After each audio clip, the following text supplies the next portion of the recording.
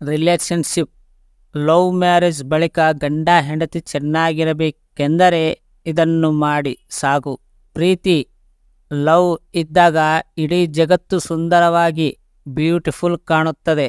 ಆದರೆ ಸಂಬಂಧವನ್ನು ರಿಲೇಷನ್ಶಿಪ್ ಮುಂದುವರಿಸಲು ಪ್ರೀತಿ ಮಾತ್ರ ಸಾಕಾಗುವುದಿಲ್ಲ, ಜವಾಬ್ದಾರಿಯು ಮುಖ್ಯ. ಲವ್ ಮ್ಯಾರೇಜ್ ಆಗುವ ಜೋಡಿಗಳು ಕೂಡ ಮದುವೆಯ ನಂತರ ತುಂಬ ಜಗಳವಾಡುವುದು ಸಾಮಾನ್ಯವಾಗಿ ಕಂಡುಬರುತ್ತದೆ. ಇದಕ್ಕೆ ಒಂದು ಕಾರಣವೆಂದರೆ ನೀವು ಎಷ್ಟು ಬೇಗ ಪ್ರೀತಿಯಲ್ಲಿ ಮುಳುಗಿರ್ತೀರೋ ಅಷ್ಟು ಬೇಗ ಹೊರಬರುವುದು ಮತ್ತು ಸಂಗಾತಿಯ ಕುರಿತು ನಿರ್ಲಕ್ಷ್ಯ ವಹಿಸುವುದು. ನಿಮ್ಮ ಸಂಗಾತಿಯ ಪಾರ್ಟ್ನರ್ ಬಗ್ಗೆ ನೀವು ತುಂಬ ಅಸಡ್ಡೆ ತೋರಿಸಲು ಪ್ರಾರಂಭಿಸಿದಾಗ ಸಂಬಂಧದಲ್ಲಿ ಸಮಸ್ಯೆಗಳು ಬರಲು ಪ್ರಾರಂಭಿಸುತ್ತವೆ. ಪತಿ ಮತ್ತು ಪತ್ನಿಯರ ನಡುವಿನ ಸಂಬಂಧವನ್ನು ಬಲಪಡಿಸಲು ಸಣ್ಣ ಸಣ್ಣ ವಿಷಯಗಳ ಬಗ್ಗೆ ಕಾಳಜಿ ವಹಿಸುವುದು ಬಹಳ ಮುಖ್ಯ. ಪ್ರತಿ ಸಣ್ಣ ಸಣ್ಣ ವಿಷಯಗಳಿಗೆ ಬಗ್ಗೆ ಕಾಳಜಿ ವಹಿಸಿ. ಪತಿ ಪತ್ನಿಯರ ಸಂಬಂಧದಲ್ಲಿ ಸಣ್ಣ ವಿಷಯಗಳ ಬಗ್ಗೆ ಕಾಳಜಿ ವಹಿಸದೆ ಇರುವುದೇ ಮುಂದೆ ಸಂಬಂಧದಲ್ಲಿ ಬಿರುಕು ಉಂಟಾಗಲು ಕಾರಣವಾಗುತ್ತದೆ. ಸಂಬಂಧದಲ್ಲಿ ಅಂತರ ಹೆಚ್ಚಾಗತೊಡಗುತ್ತದೆ. ಪತಿ ಮತ್ತು ಪತ್ನಿಯರ ನಡುವಿನ ಸಂಬಂಧವನ್ನು ಬಲಪಡಿಸುವ ಸಲಹೆಗಳನ್ನು ಅಳವಡಿಸಿಕೊಂಡರೆ ಪತಿ ಪತ್ನಿಯರ ಸಂಬಂಧ ಗಟ್ಟಿಯಾಗುತ್ತದೆ. ಒಬ್ಬರ ಮೇಲೊಬ್ಬರ ನಂಬಿಕೆ ಇರಿಸಿ. ಯಾವುದೇ ಸಂಬಂಧದ ಅಡಿಪಾಯ ನಂಬಿಕೆ ಇಲ್ಲದ ಸಂಬಂಧ ಬಾಂಧವ್ಯ ಹೆಚ್ಚು ಕಾಲ ಉಳಿಯುವುದಿಲ್ಲ. ಗಂಡ ಮತ್ತು ಹೆಂಡತಿ ಪರಸ್ಪರಲ್ಲಿ ಸಂಪೂರ್ಣವಾಗಿ ನಂಬಿಕೆಯನ್ನು ಹೊಂದಿರಬೇಕು. ನಂಬಿಕೆಯ ಕೊರತೆ ಸಂಬಂಧದಲ್ಲಿ ದೂರ ಹೆಚ್ಚಾಗುವಂತೆ ಮಾಡುತ್ತದೆ. ವಾಸ್ತವದಲ್ಲಿ ಬದುಕು.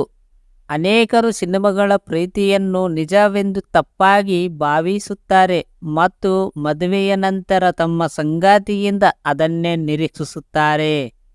ಈ ಜನರೊಂದಿಗೆ ಸಂಬಂಧಗಳನ್ನು ಕಾಪಾಡಿಕೊಳ್ಳುವ ಗಂಭೀರತೆ ಕಾಣುವುದಿಲ್ಲ. ಕೆಲವು ಬಲಿಷ್ಠ ಚೇಷ್ಟೆಗಳಿಂದ ಮದುವೆಯ ನಂತರ ಈ ಪ್ರೀತಿಯ ಸಂಬಂಧವನ್ನು ನಿಭಾಯಿಸುವ ಕಷ್ಟವಾಗುತ್ತದೆ. ನಿಜ ಜೀವನದ ಪ್ರಪಂಚವು ಸಂಪೂರ್ಣವಾಗಿ ವಿಭಿನ್ನವಾಗಿದೆ ಎಂದು ನೀವು ಅರ್ಥ ಮಾಡಿಕೊಳ್ಳಬೇಕು. ಅದರಿಂದ ವಾಸ್ತವದಲ್ಲಿ ಬದುಕಲು ಪ್ರಾರಂಭಿಸಿ. ಪ್ರತಿಯೊಂದು ಸಂಬಂಧದ ಅಡಿಪಾಯವು ಸತ್ಯದ ಮೇಲೆ ನಿಂತಿದೆ.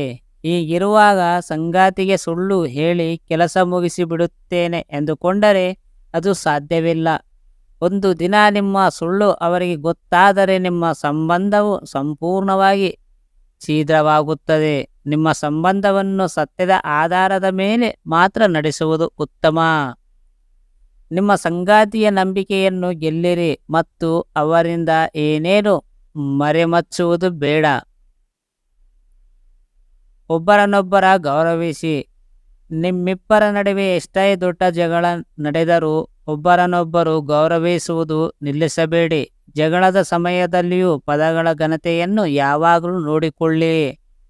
ನಿಮ್ಮ ಮಾತುಗಳು ಸಂಗಾತಿಯ ಹೃದಯವನ್ನು ಬಾಣದಂತೆ ಚುಚ್ಚಬಹುದು. ಇದು ನಿಮ್ಮ ಸಂಬಂಧವನ್ನು ದುರ್ಬಲಗೊಳಿಸಬಹುದು. ವಿಷಯ ಏನೇ ಇರಲಿ, ಆದರೆ ಸಾರ್ವಜನಿಕ ಸ್ಥಳದಲ್ಲಿ ಅಥವಾ ಯಾರ ಮುಂದೆಂದು ನಿಮ್ಮ ಸಂಗಾತಿಯೊಂದಿಗೆ ನೇರವಾಗಿ ಜಗಳಕ್ಕೆ ಇಳಿಯದೆ ಮನೆಯಲ್ಲಿ ಸಮಸ್ಯೆ ಪರಿಹರಿಸಿಕೊಳ್ಳಿ. ಪರಸ್ಪರ ಸಮಯ ನೀಡಿ. ಸಾಮಾನ್ಯವಾಗಿ ದಾಂಪತ್ಯ ಮದುವೆಯ ಮೊದಲು ಪರಸ್ಪರ ತುಂಬಾ ಸಮಯವನ್ನು ಒಟ್ಟಿಗೆ ಕಳೆಯುತ್ತಾರೆ, ಜೊತೆಯಾಗಿ ಓಡಾಡುತ್ತಾರೆ. ಆದರೆ ಮದುವೆಯ ನಂತರ ಜೊತೆಯಾಗಿ ಓಡಾಟ ಮಾತು ಸಮಯ ಕಳೆಯುವುದು ಕಡಿಮೆಯಾಗುತ್ತದೆ. ಅಂತಹ ಪರಿಸ್ಥಿತಿಯಲ್ಲಿ ಅವರ ನಡುವಿನ ಅಂತರವು ಹೆಚ್ಚಾಗಲು ಪ್ರಾರಂಭಿಸುತ್ತದೆ ಮತ್ತು ಪ್ರತಿ ಸಣ್ಣ ವಿಷಯಕ್ಕೂ ಜಗಳವಾಗುತ್ತದೆ. ಅದರಿಂದ ಪತಿ ಪತ್ನಿಯ ಇಬ್ಬರು ಪರಸ್ಪರ ಪ್ರೀತಿಯ ಕ್ಷಣಗಳನ್ನು ಕರೆಯಲು ಮರೆಯಬೇಡಿ. ಸಮಯ ಸಿಕ್ಕಾಗಲೇ ಪರಸ್ಪರ ಜೊತೆಯಾಗಿ ಸಮಯ ಸ್ಪೆಂಡ್ ಮಾಡಿ. ಅರ್ಥ ಆಯ್ತಾ ಫ್ರೆಂಡ್ಸ್? ಈ ಸ್ಟೋರಿ ನಿಮಗೆ ಅರ್ಥ ಆಗಿದ್ರೆ ಕಾಮೆಂಟ್ ಮಾಡಿ, ಲೈಕ್ ಮಾಡಿ, ಸಬ್ಸ್ಕ್ರೈಬ್ ಮಾಡಿ. ಥ್ಯಾಂಕ್ ಯು ಸೋ ಮಚ್ ಪೂರ್ತಿಯಾಗಿ ಕೇಳಿದ್ದಕ್ಕೆ.